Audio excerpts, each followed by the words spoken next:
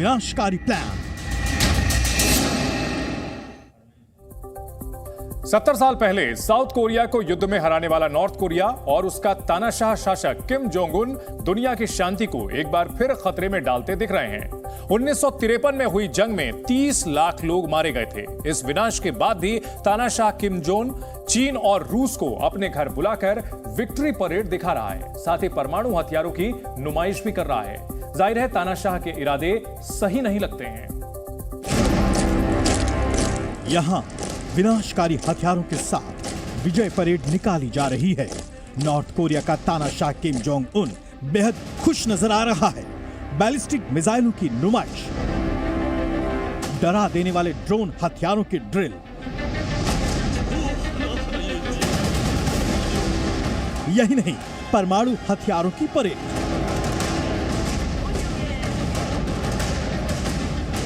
तानाशाह Kim Jong Un अपने मेहमानों को ये परेड दिखाकर फूला नहीं समा रहा। तानाशाह के सैनिकों की अलग अलग टुकड़ियां भी इस विक्ट्री डे परेड का हिस्सा हैं, जो रूस और चीन से आए प्रतिनिधियों को बता रहे हैं कि नॉर्थ कोरिया उनके साथ है। तानाशाह के सामने कदम ताल करते उसके सैनिक दुनिया को बता रहे हैं कि वो अपने सन की तानाशाह की एक आवाज पर कुछ भी कर गुजरने से पीछे नहीं हटते। ऐसा लग रहा है कि तानाशाह किम जोंग उन रूस के राष्ट्रपति व्लादिमीर पुतिन और चीन के राष्ट्रपति शी जिनपिंग को ये बता रहा हो कि इनमें से जो हथियार पसंद हो वो आपकी खिदमत में हाजिर है।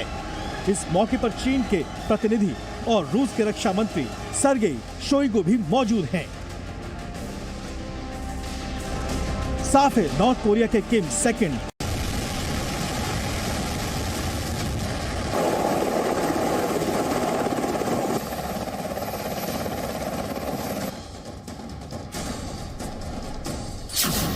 नॉर्थ कोरिया के शासक किम जोंग उन जापान और साउथ कोरिया के पास के समंदर में मिसाइलों की बारिश कर रहे हैं। किसी मिसाइल की रेंज जापान और साउथ कोरिया को तबाह करने के लिए काफी है, तो कुछ मिसाइलों की पहुंच अमेरिका तक होने का दावा नॉर्थ कोरिया की तरफ से किया जा रहा है। और नॉर्थ कोरिया की हर मिसाइल 3 देशों का सरदर्द बढ़ा रही है। हर मिसाइल लॉन्च के बाद जापान, साउथ कोरिया इसकी निंदा करते हैं, लेकिन किम जोंग पर ना तो इसका असर पड़ा था और लगता है ना ही पड़ेगा। फिलहाल किम जोंग ने जो लेटेस्ट इंटरकॉन्टिनेंटल मिसाइल हवाजोंग 17 लॉन्च की है, उसकी पहुंच भी अमेरिका तक बताई जा रही है। लेकिन किम जोंग आखिरकार क्यों इतने बौखला गए हैं कि एक हफ्ते में दुश्मनों को डर दिखाने के लिए उन्होंने 1-2 नहीं पूरी 4 घातक मिसाइलें लॉन्च करके अपनी ताकत दिखाई है। ये बताने से पहले हम आपको किम जोंग की घातक मिसाइल हवाजोंग 17 के बारे में बताते हैं। लेटेस्ट लॉन्चिंग के दौरान किम की किलर मिसाइल 6045 किलोमीटर की ऊंचाई तक पहुंची, 1000 किलोमीटर की यात्रा की। साउथ कोरिया और जापानी सेनाओं ने इसे खतरनाक बताया है। इन देशों के मुताबिक नॉर्थ कोरिया की इस मिसाइल की रेंज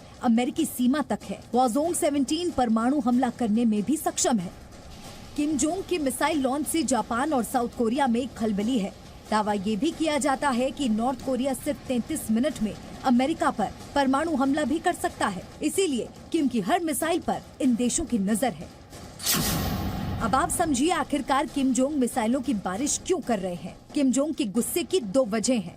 सबसे पहली और बड़ी वजह है अमेरिका और साउथ कोरिया के बीच चल रहा 5 साल का सबसे बड़ा युद्धाभ्यास, जो 11 दिनों तक चलेगा। इस युद्धाभ्यास का निशाना कोई और नहीं, नॉर्थ कोरिया है। इससे पहले इतना बड़ा युद्धाभ्यास अमेरिका और साउथ कोरिया ने 2018 में किया था। किम की बौखलाहट की दूसरी वजह है ये तस्वीर, जिसमें दूसरे विश्व युद्ध से जानी दुश्मन रहे जापान और दक्षिण कोरिया ने हाथ मिला लिया है। नॉर्थ कोरिया के खिलाफ जापान और दक्षिण कोरिया ने हाथ मिला लिया है। नॉर्थ कोरिया से बढ़ते परमाणु खतरे के बीच साउथ कोरियाई राष्ट्रपति सुक्योल टोक्यो पहुंचे, जहां नॉर्थ कोरिया से निपटने के लिए कई समझौते हुए।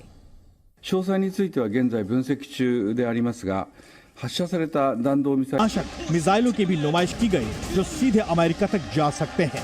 इनमें हवाजोंग 17 और 18 मिसाइल को भी शामिल किया गया।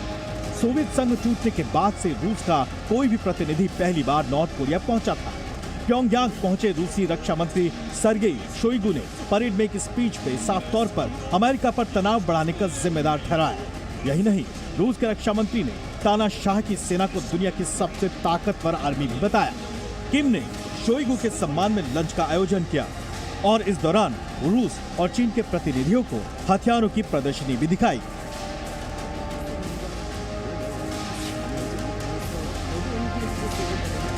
आर्म्ड पर्सनल कैरियर्स APC जिसको कहते हैं, या और कुछ जो चीज़ें हैं वो भी लेने के लिए तैयारी कर रहा है। तो इसीलिए इनका जो, क्योंकि नॉर्थ कोरिया जिस हिसाब से चीन उसको इशारा करेगा उसी हिसाब से चलेगा, और उसके अंदर चीन और रशिया की जो अपनी यारी है, जो दोस्ती है, वो बहुत पक्की है। अमेरिका जो मर्जी कर ले, और ये दोनों जो हैं एक तरफ होने के कारण नॉर्थ कोरिया भी उनके साथ ही रहेगा। अमेरिका ने भी पलटवार करते हुए दावा किया है कि रूस यूक्रेन युद्ध के लिए अब नॉर्थ कोरिया से हथियार ले रहा है। एक बयान में व्हाइट हाउस के प्रवक्ता जॉन किर्बी ने कहा कि पुतिन दूसरे देशों से जंग में मदद मांग रहे हैं और इसमें नॉर्थ कोरिया शामिल है। तानाशाह ने हमेशा से जंग में रूस का पक्ष लिया है और अब वो हथियार और मिसाइल भी सप्लाई कर रहा है। हालांकि रूस और उत्तर कोरिया दोनों ने ही इन दावों को खारिज कर दिया है। जाहिर है विक्ट्री डे परेड की तस्वीरों के बाद से एक बार फिर दो हिस्सों में दुनिया बटी दिख रही है। यानी तानाशाह ने जो विनाशकारी हथियारों की परेड कराई, उससे अब आने वाले दिनों में दुनिया में टकराव का माहौल पैदा होगा। एक्सपर्ट्स का मानना है कि नॉर्थ कोरिया के हथियार बेशक छोटे हैं लेकिन विनाशकारी हैं।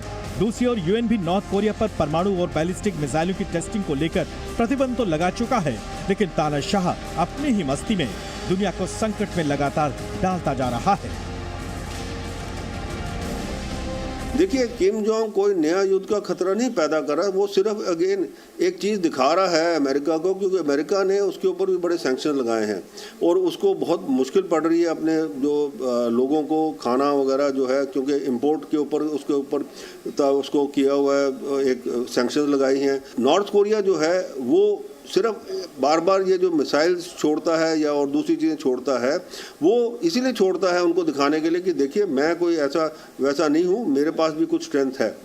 रूस यूक्रेन युद्ध को जहां दुनिया की कुछ शक्तियां विराम लगाने में दिन रात एक किए हुए हैं, वहीं रात के अंधेरे में नॉर्थ कोरिया का तानाशाह किम जोंग उन चीन और रूस के प्रतिनिधियों के सामने विनाशकारी हथियारों की दौड़ लगवा रहा है।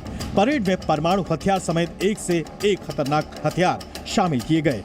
हैरानी की बात यह है कि नॉर्थ कोरिया के रक्षा मंत्री का आरोप है कि अमेरिका उन्हें भड़काने का काम कर रहा है। इस बीच अफ्रीकी देशों के साथ हुई रूस के राष्ट्रपति व्लादिमीर पुतिन की बैठक में अफ्रीका ने पुतिन से शांति स्थापित करने का प्रस्ताव दिया है।